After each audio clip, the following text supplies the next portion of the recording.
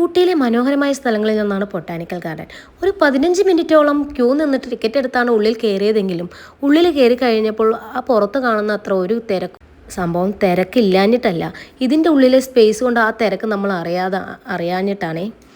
പിന്നെ ഇവിടെ എനിക്ക് ഏറ്റവും ഇഷ്ടപ്പെട്ടതെന്ന് പറഞ്ഞാൽ ഈ ബുഷൊക്കെ സൈഡിൽ വെച്ച് പിടിപ്പിച്ച് അത് പല ഷേപ്പിൽ കട്ട് ചെയ്തിട്ട് നല്ല ഭംഗിയിൽ ഇരിക്കുന്നുണ്ട് കേട്ടോ. അതിൻ്റെ മുകളിലൊക്കെ കയറി ഇരിക്കാൻ തോന്നും, അത്രയും നല്ല ഭംഗിയാണ് ആ ബുഷ്.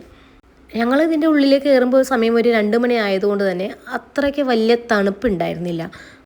നമ്മുടെ ഫ്ലവർ ഷോ ഒക്കെ നടക്കുന്നത് ഈ ഒരു സ്പേസിലാണ് കേട്ടോ.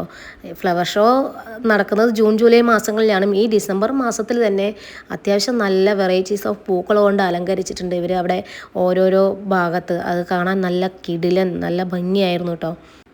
അവിടെ വെച്ചിരിക്കുന്ന പല പൂക്കളുടെ പേരറിയില്ല, എങ്കിലും അത് കാണാനൊരു ഭംഗിയുണ്ടായിരുന്നു.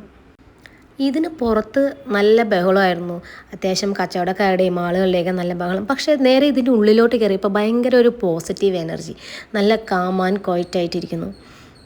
മാത്രമല്ല ഇവിടുത്തെ ഈ പൂക്കളും ഈ പച്ചപ്പും ആ ഒരു ക്ലൈമറ്റും നമ്മുടെ മനസ്സിനും ശരീരത്തിനൊക്കെ ഒരുപോലെ കുളിർമയേകുന്ന ഒരു സംഭവമാണല്ലോ, അതുകൊണ്ടായിരിക്കാം.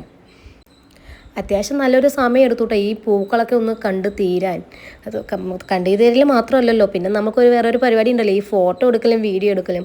അങ്ങനെ എല്ലാത്തിൻ്റെയും ചോട്ടിൽ പോയി നിന്ന് ഫോട്ടോ എടുക്കാൻ തോന്നും കേട്ടോ. അത്രയും നല്ല ഭംഗിയായിരുന്നു ഈ ഓരോ ഫ്ലവറും കാണാൻ വേണ്ടിയിട്ട്. അങ്ങനെ ഞങ്ങൾ ഫോട്ടോസും വീഡിയോസൊക്കെ എടുത്ത് ഒരു 10-20 മിനിറ്റോളം ഇവിടെ സ്പെൻഡ് ചെയ്തേ. വലിയ കാര്യത്തിൽ സൂക്ഷ്മദർശിനിയൊക്കെ വെച്ച് പൂവിനെ നോക്കുന്നുണ്ട്, ഇത് എന്താണെന്നറിയാൻ. ഒരെണ്ണത്തിൻ്റെ പേരും അറിയില്ല. പല പൂക്കളും ഞാൻ ആദ്യമായിട്ട് കാണുന്ന പൂക്കളാണ് കേട്ടോ.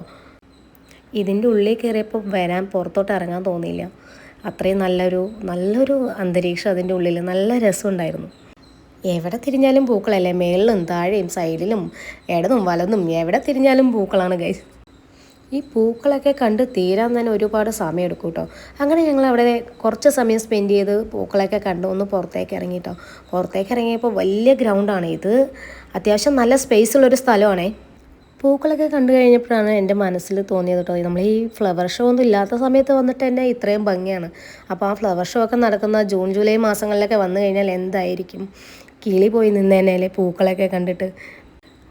പിന്നെ ഈ ഒരു ഗാർഡൻ്റെ ഉള്ളിൽ എന്ന് പറഞ്ഞാൽ നല്ലതുപോലെ ടൈം സ്പെൻഡ് ചെയ്യാൻ പറ്റിയൊരു സാധനമാണ് കേട്ടോ. അത്രയും നടന്ന് കാണാനുണ്ട്, നടന്ന് നമുക്ക് എത്തൂല അത്രയും.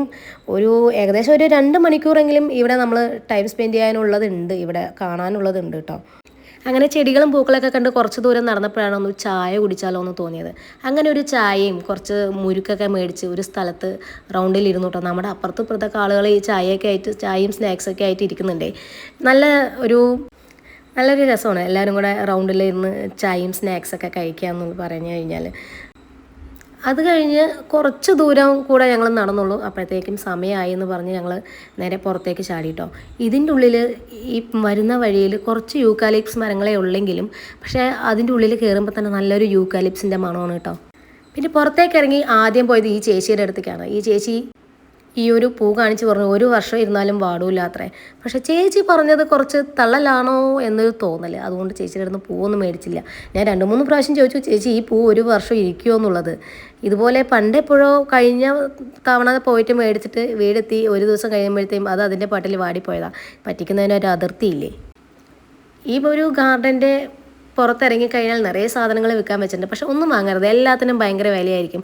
സീസൺ സമയത്ത് പ്രത്യേകിച്ച് അവർ ആളുകളെയൊക്കെ കണ്ടു കഴിഞ്ഞാൽ പ്രത്യേകിച്ച് വില കൂട്ടും. പിന്നെ കുറച്ച് ദൂരം അങ്ങോട്ട് ചെന്നിട്ടാണ് ഞങ്ങൾ പച്ചക്കറിയൊക്കെ മേടിച്ചത് കേട്ടോ. പച്ചക്കറി മീൻസ് ഈ ഒരു ബ്രോക്കോളി മേടിച്ചു, അവിടെ ഭയങ്കര വില കുറവായിരുന്നു. പിന്നെ ഈ സാധനം എന്താണെന്നറിയില്ല, ചിക്കനിലിടുന്നു എന്നാണ് പറയണത് കേട്ടോ.